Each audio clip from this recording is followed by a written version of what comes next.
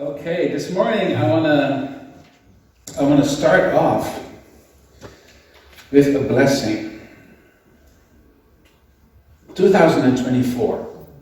2024. I don't know about you if you have any New Year's how do you call those things? Resolutions. But my resolution is I want to be in God's presence. I want to be where God is. Because that's the best place to be. Amen? Amen? If He knows all things, if He made me, He's the creator of all the universe, He has all power and all authority, and I want to be on His side. So I want to walk into this year on His side. I was reminded in preparation of a prayer that a few years ago was very famous. People wrote books about it and did all sorts of things with it, and I actually never read the book. But it's called the Prayer of Jabez. Perhaps you've heard about it? Minute little verses in the Bible, like 2 verses. And I'm like, why did you put this in my mind, God? So I looked it up. So we're going to look at those verses. It starts off really awkward. It's in 1 Chronicles 4 verse 9.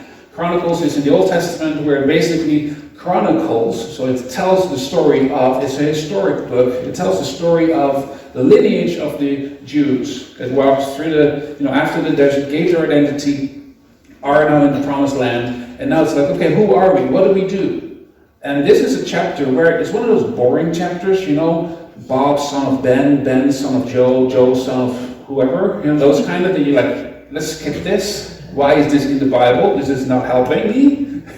Actually, it is. Books like that, chapters like that, fortify, make a foundation for the lineage. In other words, God is not just sporadically popping up here and there throughout life. He actually has a plan. He knows what's going on. He knows your history. He knows your future. He knows your presence. So chapters like that seem boring at sometimes actually show kind of like, okay, there is a story behind this. And all these names somehow are listed in the Bible for me to know that God had an eye on them as well. Wouldn't it be great if your name was actually in the Bible? Even if it was just son of Bob. You'd be like, I'm in there. I'm in there. Like, what happened? I don't know, but his name is in there. And God sees you. God sees you. Your name is in the book of life if you choose Him. And it is important. Now there's this one moment in this list of it where there's 2 verses that are talking about this guy called Jabez. It starts off really funky. Jabez was more honorable than his brothers. His mother had named him Jabez, saying, I gave birth to him in pain. Okay, so, pain. The word Jabez, all the names in that culture were given with a meaning. So they had an identity carried with them. The word Jabez, the name Jabez, means painful. He who causes pain. Just imagine. Whenever anybody calls you, that's pain in the that's your name. What's your name? I'm a pain in the Every single time your name is called out, that's what you introduce yourself with. I'm a pain. I'm a pain. Who are you? I'm a pain. His mother really must have loved him, right? It's not just like we have Bob and we don't know the meaning of Bob, but back then every word had a meaning. And they also esteemed that so much that they felt like that was the calling on your life. This is a really loving relationship he had with his mom. So basically his mom is telling the world, he's going to cause you grief. He's going to cause pain. This is how he started off with me. He gave me pain. He's going to give this world pain. So what's his identity? Every time he's roll called in school, is a pain in here? Yeah, I'm here. Great. What are you going to cause today? You get the picture? Position yourself having a name. Perhaps you have a name that you're not comfortable with, that you're not happy with. This is worse. This is way worse. This is way worse. Pain in the neck. That's what he is. Just imagine the jokes in school. If you've ever been bullied in school because of your name, well, he had it in like a quadruple version of that. On and on and on and on. But Jabez was more honorable than his brothers. What did he do with that? What did he do with that? What did he do with that identity, that sticker that was given to him from his childhood? This guy is up to no good. He's going to cause you pain. In other words, you better stay away from him. That was his identity. That's how people viewed him. That was the name he was given. What did he do? Did he say, oh, well, I guess this is just what I am? No, he's like, I'm going to be more honorable. I'm going to show them wrong. That's not me. That's just the name. That's not me. So just in that one verse, we see his background. We see what people have told him. This is who you are. And you see his response. He's like, no, I'm going to be more honorable. I'm not going to walk in the identity that you've given me. One of the questions is now, you. What identity have you been given when you were little? What identity have you been given yourself when you were little? Yeah, perhaps I'm up to no good. Or perhaps I'm nothing. Or perhaps I'm, I can't learn. Or perhaps I'm just dumb. Or perhaps I'm not stupid. Perhaps I'm, fill it in, you know it. You know better than I do. God knows it too, by the way. And he doesn't see you like that.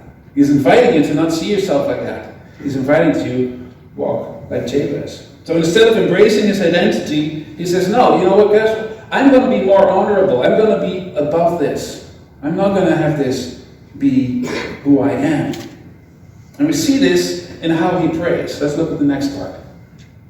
Because that's the second verse. And now it showcases his heart. And he replies, he cried out to God. He prayed to God and he says, oh, that you, God, would bless me and enlarge my territory. Let your hand be with me and keep me from harm so I will not cause pain. And God granted his request. The translation there of I will not cause pain actually says, literally translated, I not to hurt. Sometimes it's translated like that I will not have pain. But in the context of his identity and the identity that was given, we see his heart setting. Now perhaps in the beginning of this verse you're like, well, that's kind of, hokey-tokey, like I want you to bless me and enlarge my territory. That sounds a little prideful. But look at it in context. If the Bible says that he's more honorable than his brothers, then this guy has a good motivation. So what is he actually saying? What's he actually asking?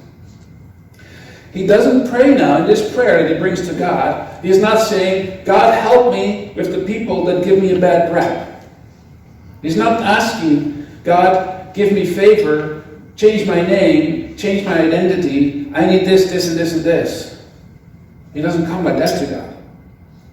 Instead, he goes proactively to God and says the following. Let's go through it step by step. First, that you would bless me. Let's pause there. He doesn't come with a wish list, does he? He doesn't come with a list of like, well, God, I need this, I need that, I want that, or I don't know if I need it, but I'll mention it anyways. I need this, and this. No. He's coming to God saying like, I need your blessing. I need to walk in your blessing. What that looks like, I'll leave up to you. All I need is to be in your presence. All I need is to be in your blessings. I know you're a God of the universe, creator of all things. I don't know what I need. I know what I need, but it's less important than the fact that the most important thing that I do need is you in my life. I need your blessing. I need your hand on my life. And that's all that counts. That's all that matters. Because if I have you on my side, what else do I need? So that's his heart motivation. It's right from the get-go. It's like, go Lord, just bless me. I know everything that you gave is good. And I want everything that you are. So bring it. Bring it on. Just say the word, bless. You have exactly what I need today. So here I am. He doesn't come with an agenda. He just knows that he needs to walk in God's presence. And it's the same thing with the prayer team. Oftentimes I mention that don't just come here when you're sick. Don't just come here where you think,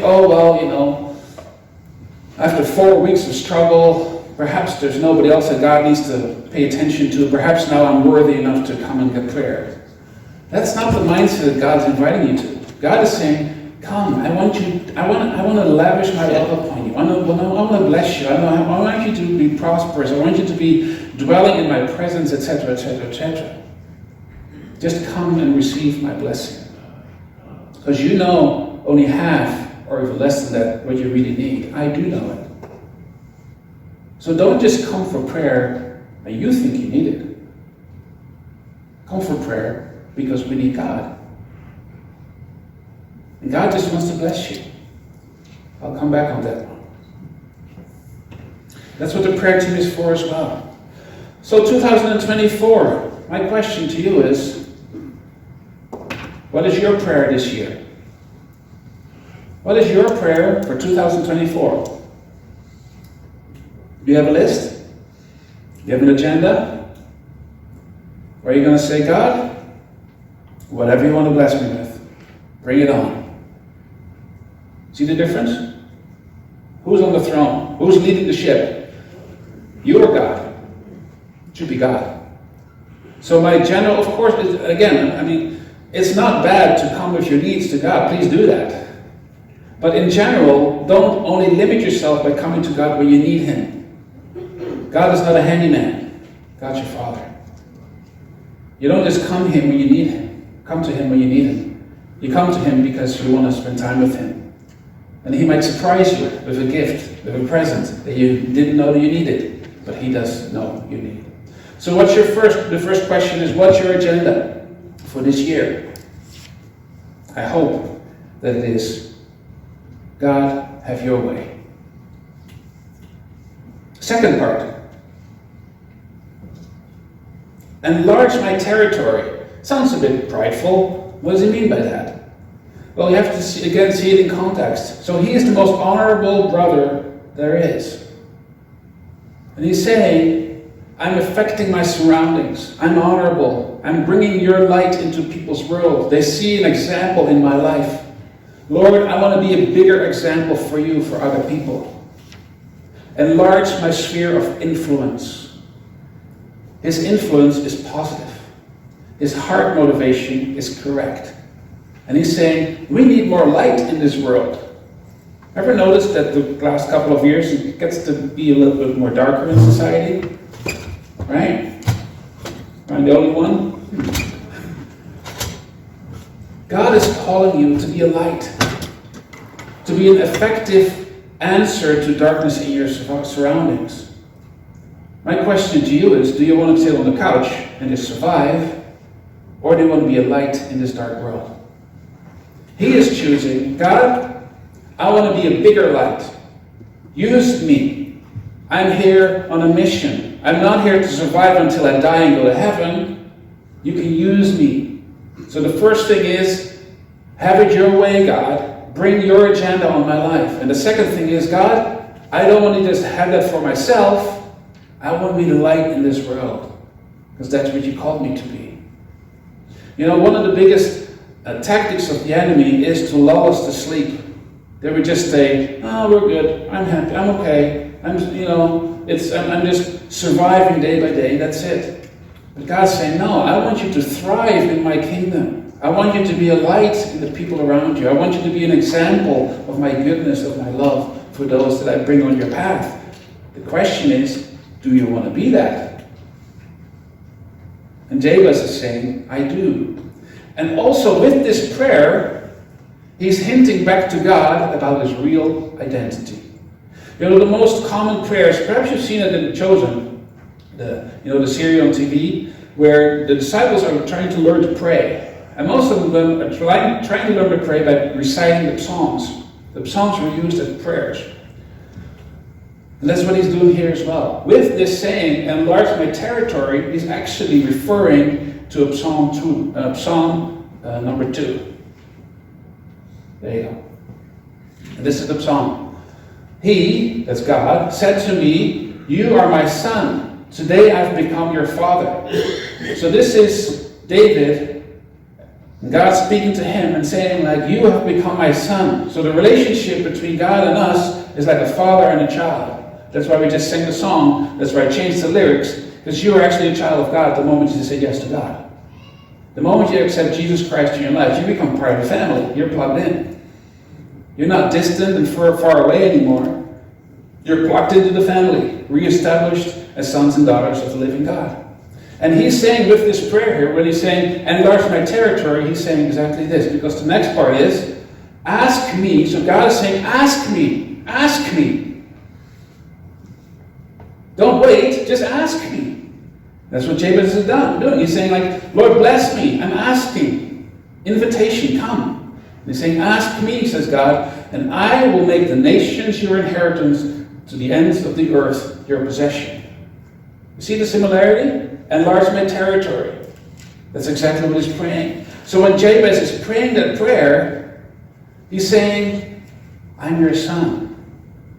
And I want to walk in that promise. Because you're promised that your sons, your children, will walk in an expanding realm of influence. And I want to be an expanding influence of you in my area. I want to bring your goodness to the people around me. That was his desire. What do you think? Is God pleased with his prayer thus far? Right? Wouldn't you want that? Like, if you're a boss, wouldn't you want that for an employee to come and say, anything you want, give it. I want to do it. You need this done? I'll do it for you. Let's go. Isn't that the perfect employee? If you can do it, of course. But so is it with God too. You know, he loves us where we are, but he wants us to say, God, you and I, let's do this thing. Whatever you ask of me, have your way. And that's Jabez. So he's saying, God, use me. So what's your focus? That's the question on this one. What's your focus of this year? First we looked at what's your prayer. But now it's what's your focus. What is your focus? Is it just surviving? It's just, oh well, I'll just go to church on Sunday. Ooh, I'm a good Christian now. I passed the step. I passed the grade of only come to Christmas. Or are you going to say, God, every single day, I just want to start with you. Have your way, your agenda, and expand. In other words, I don't just want to be just stale, sit on my couch, wait for heaven. I want to walk with you. And if you want to use me to be an influence, a positive influence in my surroundings, then please go ahead. And it continues. Third, let your hand be on me, your hand be with me, and keep me from harm so I will not cause pain. Let your hand be with me. The hand symbolizes is like a blessing. It's like I want that weight of your presence, that connection, that touch, that intimacy, the knowing that your hand is on me. That's where I want to walk. I always want to walk like there's a weight on me, instead of like, where did God go? You might not feel him, but every time you say, yes, God, I want your weight on me, so you can direct me, you can steer me. You can like, oh, this way, okay, that way. No, that way, okay, this way. I want your hand on me. My desire is that your presence is so thick and so heavy on me that I cannot ignore the fact that you're here, that you're with me every single day of my life. That was his desire. That's a great prayer. It's not like, oh yes, sir, I have a bad knee, God, can you fix that? It's like, no, God, I want to be like this. I want to be like this every single moment of my day, every breath that I take. And keep me from harm so I will not cause pain. Keep me from harm. He's saying, God, I do not want to be distracted from my mission. I do not want challenges to come my way that can cause me to lose my identity, that can lead me astray, that can distract me. Sometimes things come our way, and the moment we become active in God's kingdom, the enemy is going to say, oh, I don't like that. And some things might pop up and might try to distract you. And that's what he's praying. Lord, I don't want to be distracted. I don't want to be harmed from the calling that you have on my life. Because I want to stay the course. I want to stay the course. And he closes this, and I will not cause pain. Because he does not want to fall back into his old identity.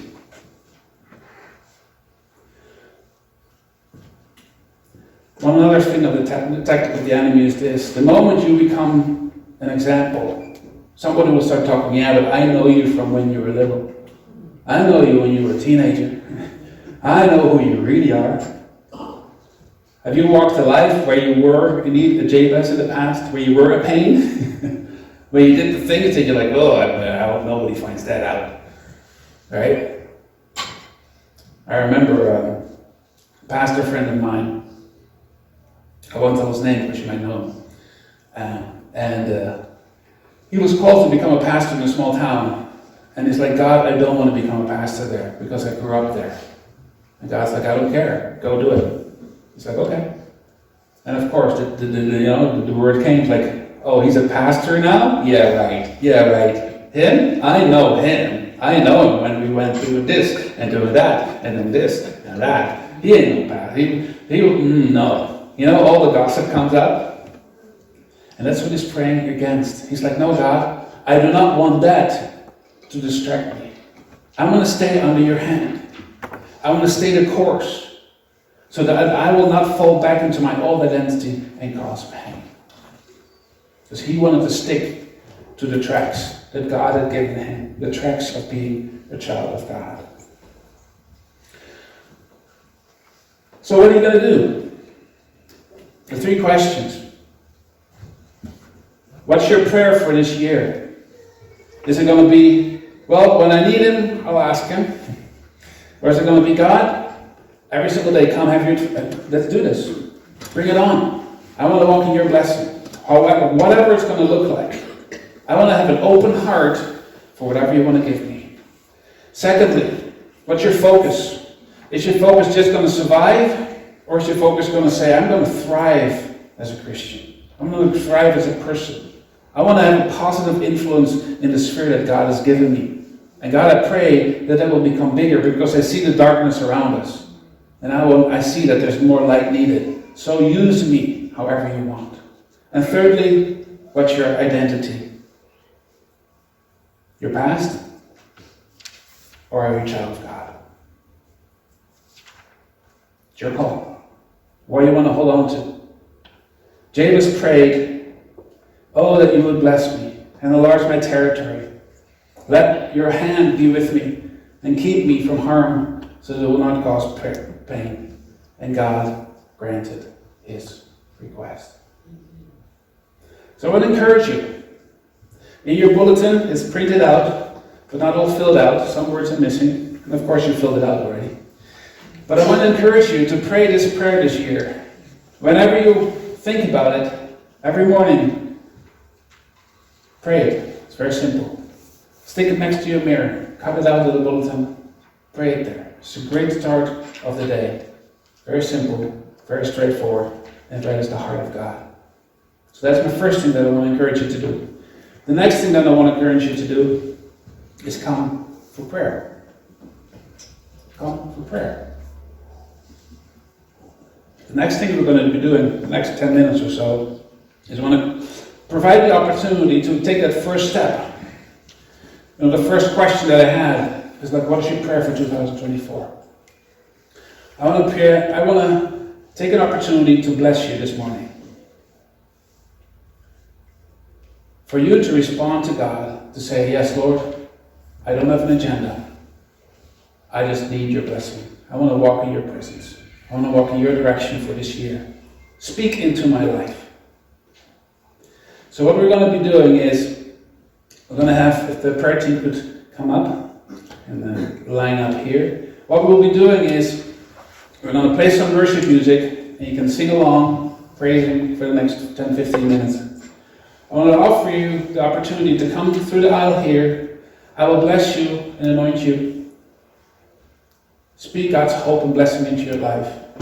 And then afterwards, prayer team is here, lined up. And find an empty one, and they will do the same thing. Don't come with an agenda. Don't come with like, yeah, I have need for this, I need this or that.